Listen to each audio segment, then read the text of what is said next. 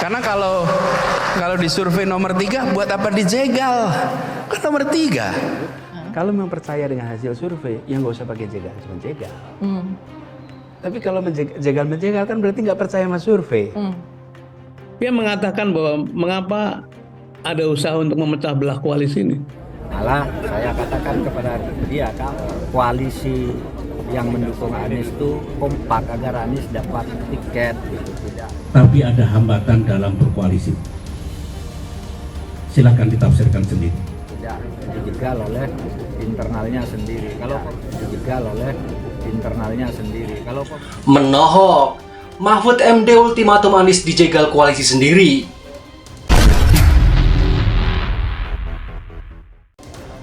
Jika menilik sejarah ke belakang, Anies dikelilingi orang-orang yang munafik bermuka dua. Mereka yang bermuka dua adalah para pendiri partai yang bermain dua kaki atau mencari aman demi ambisi pribadinya. Maka tak heran jika Menko Polhukam Mahfud MD mewanti-wanti Anies Baswedan jika bukan Jokowi yang jegal, artinya dari koalisi sendiri. Katanya nomor 3. Ya kalau nomor 3 nggak bisa dijegal lah, dia pasti kalah juga dalam pemilu, bener nggak? Harusnya dia. Antara lain adalah para petinggi partai, petinggi negara, sebagiannya menteri.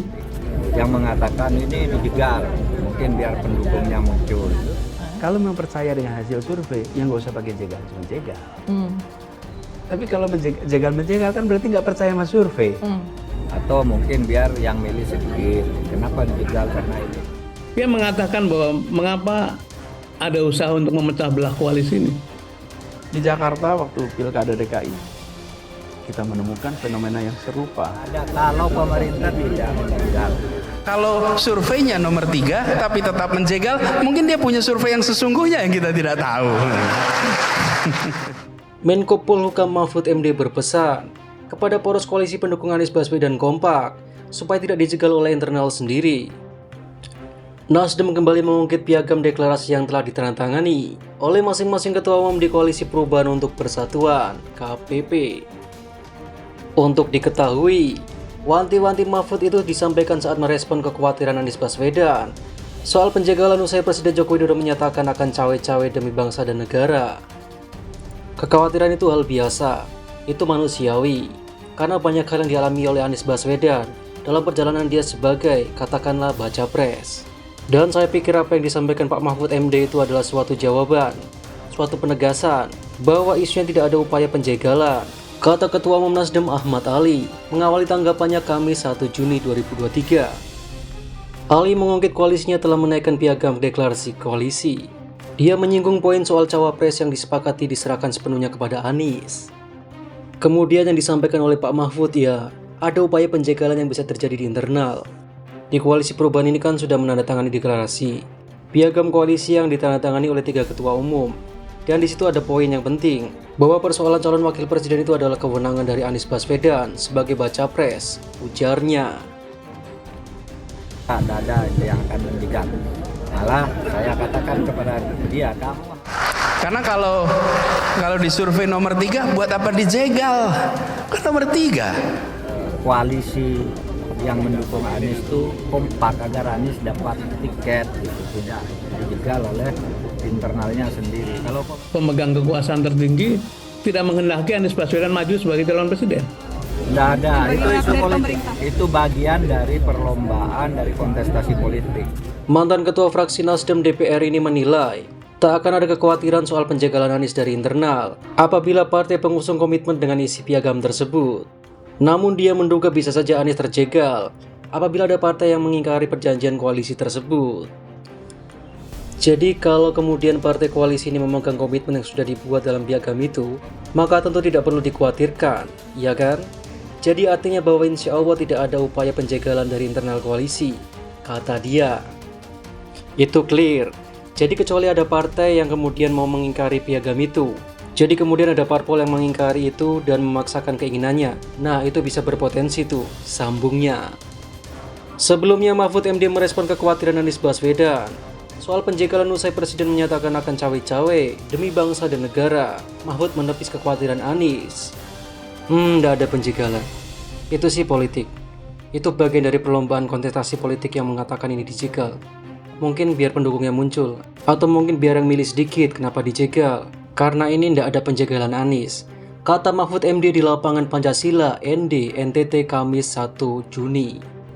Mahfud menyebutkan tak ada upaya penjagalan dari pemerintah saat ini seperti apa yang dikhawatirkan Anies. Mahfud justru berpesan kepada poros koalisi pendukung Anies kompak supaya tidak dijegal oleh internalnya sendiri. Kalau pemerintah sih ndak menjegal, mungkin saudara sih, cuma ndak tahu juga mau bilang terus terang. Mungkin dari tulisan-tulisan dan pernyataan Denny Indrayana. Ndak ada yang akan menjegal. Malah saya katakan kepada dia, kamu harus usaha di dalam berbagai forum agar koalisi yang mendukung Anies itu kompak, agar Anies dapat tiket, tidak dijegal oleh internalnya sendiri, ujarnya. Kalau pemerintah tidak, persilahkan, gitu. Kita lindungi hak-haknya, jadi tidak ada penjagalan, jelasnya. Apa yang dimaksud Mahfud MD kemungkinan besar memang benar adanya. Pasalnya, koalisi yang mendukung Anies Baswedan berisi orang-orang munafik yang peduli pada diri mereka sendiri. Tidak ada di antara mereka yang mementingkan kedaulatan negara. Kita tahu sendiri, salah satu pentolan dari koalisi Anies adalah Demokrat, di mana SBY masih sering ikut campur urusan politik anaknya. Kalau hubungan saya dengan Ibu Megawati, saya harus jujur memang belum pulih. Koalisi yang mendukung Anies itu kompak agar Anies dapat tiket gitu, tidak. Ikhtiar untuk saya bisa menjalin komunikasi mungkin saya lakukan selama 10 tahun. Pada 2003, SBY menjalin perang dingin dengan Megawati karena mengkhianati putri proklamator tersebut dan menjadi pesaing di Pilpres 2024 yang akan memenangkan dirinya. Saat itu SBY masih menjabat Menteri Koordinator Bidang Politik dan Keamanan di era Presiden Megawati. Dia pun sering tampil di televisi untuk sosialisasi pemilu. Megawati kecewa karena SBY seharusnya mundur dari jabatan Menko Polhukam. Di tengah memanasnya situasi, Sekretaris Menko Polhukam Sudi Silalahi mengungkapkan keluhan SBY yang tidak diajak rapat kabinet dan merasakan dikucilkan dari pihak istana. Suami Megawati, Taufik Kemas, kemudian angkat suara soal itu. Dia menyebut SBY sebagai anak kecil karena dianggap tak berani bicara langsung dengan Megawati. Ketika tidak diajak rapat kabinet, SBY justru berkuar di media massa. Pernyataan Taufik itu memunculkan simpati banyak orang kepada SBY sebagai pihak yang terzalimi. Nama SBY terus meroket hingga bersama Yusuf Kala memenangkan pemilu, mengalahkan Megawati yang juga maju sebagai capres bersama Hasyim Musyadi. Belum lagi urusan internal Partai Demokrat, di mana SBY terindikasi sengaja memainkan tumbal politik kepada Anies Urbaningrum demi bisa menguasai partai berlogo Mercy tersebut. Hingga saat ini, dendam Anas dengan SBY belum tuntas, dan Anas akan terus menjadi bayang-bayang SBY selama SBY masih ikut campur dalam urusan politik dalam negeri ini. Jadi benar kata Mahfud MD, bahwa yang harus dikhawatirkan Anies bukanlah penjagalan dari pemerintah saat ini, tapi dari dalam koalisi partainya sendiri.